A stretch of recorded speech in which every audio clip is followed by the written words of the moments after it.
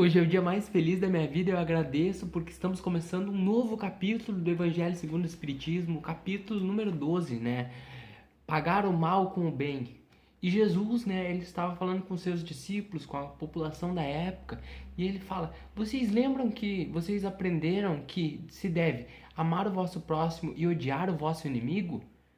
Mas eu vos digo: amai os vossos inimigos, fazei o bem àqueles que vos odeiam e orai por aqueles que vos perseguem e vos caluniam."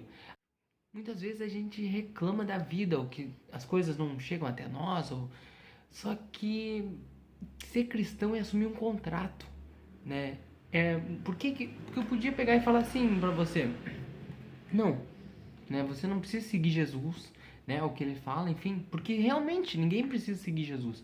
A gente está aqui porque a gente quer, né? Eu estou aqui porque eu quero, você está ouvindo esse vídeo porque você quer, né?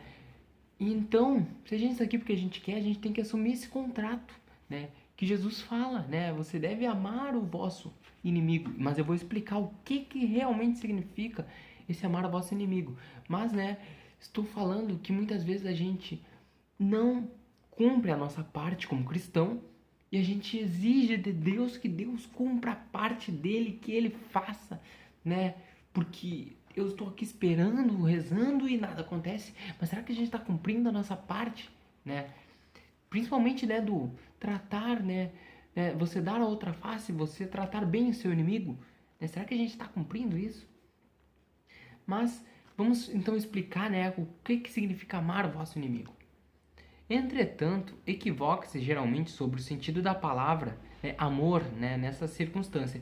Jesus não quis dizer por essas palavras que se deve ter pelo seu inimigo a ternura que se tem com seu irmão, né?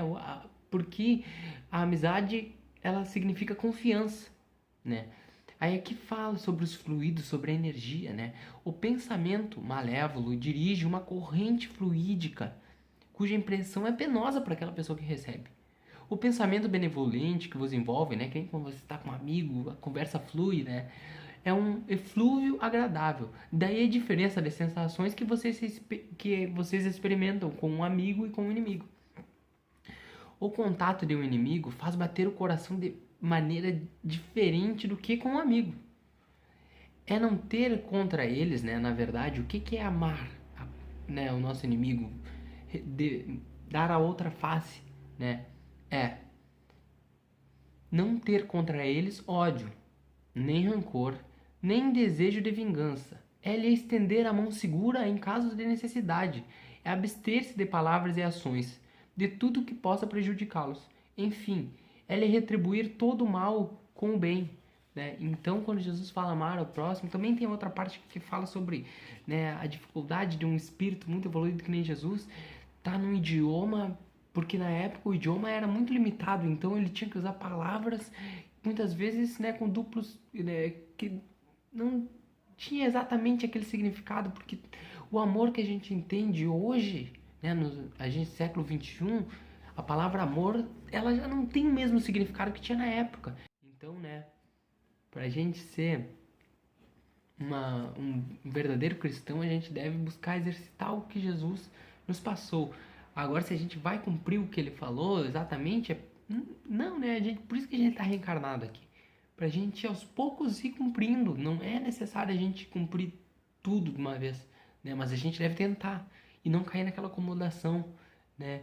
E muitas vezes, como eu disse, a gente não está sendo cristão daquela maneira correta, mas a gente cobra de Jesus, do Cristo, né? A parte dele do contrato, e enquanto a minha parte eu não estou realizando, né? E fala, vamos voltar também, né, falando aqui sobre temas sobre inimigos. Importante a gente alertar, né, que a gente deve cultivar a amizade, né, e não você ter inimigos. Por quê? Muitas vezes a gente tá com aquele sentimento de raiva e a gente tem inimigos de vidas anteriores que a gente não está vendo, mas eles estão aqui. E quando a gente começa a sentir raiva, aqueles inimigos se aproximam de nós. E aí você sofre obsessão. Muitas vezes eles podem encadear até uma depressão em você, esses maus espíritos, né? Eles podem desencadear doenças. Aí você vai falar, mas o espírito, ele é tão forte assim para causar uma depressão, uma doença física na pessoa? É porque, na verdade, você está cultivando muitas vezes aquele sentimento de raiva. Você está abrindo espaço para esse tipo de coisa. E muitas vezes, né, aquele seu inimigo de outras vidas, né, ele vai acessar você, porque aqui nessa vida terrena eu estou com aquele sentimento, né, infrutífero, só penso coisas ruins. Aquele meu inimigo, ele vai acessar aquilo, ele vai ter brechas entre nós. Então, por isso que a gente deve cultivar ser sempre uma boa pessoa e não ter inimigos, né? Mesmo que ele seja teu inimigo, porque eu vou dar o exemplo de Jesus. Jesus, o espírito mais perfeito que pisou no planeta Terra, tinha inimigos, mas eu pergunto, ele era inimigo de alguém? Não, ele não era. Mas os políticos, os governantes, o pessoal crucificou ele, era contra ele. Mas ele não era inimigo de ninguém, e é isso que importa. É isso que a gente deve ter na nossa vida, né? Não é o amor real, assim, que nem a gente sai abraçando. Não, mas é você não ter inimigos, você se dar bem com todo mundo, né? Porque a gente só tende a ganhar, né? Porque a gente não vai ter essas energias negativas, não vai ter tanta doença, né? A gente vai conseguir ter uma vida mais leve, né? E atingir os nossos objetivos. Porque, na verdade, Jesus, né? Deus é muito bom, a gente faz 20% do que deveria fazer e eles nos abençoam imensamente, né? O que acontece é que na prática, a gente no dia a dia, a gente não faz nem 20%, né? Talvez 10%. O dia tem 24 horas, quantas horas a gente dedica ajudando o próximo?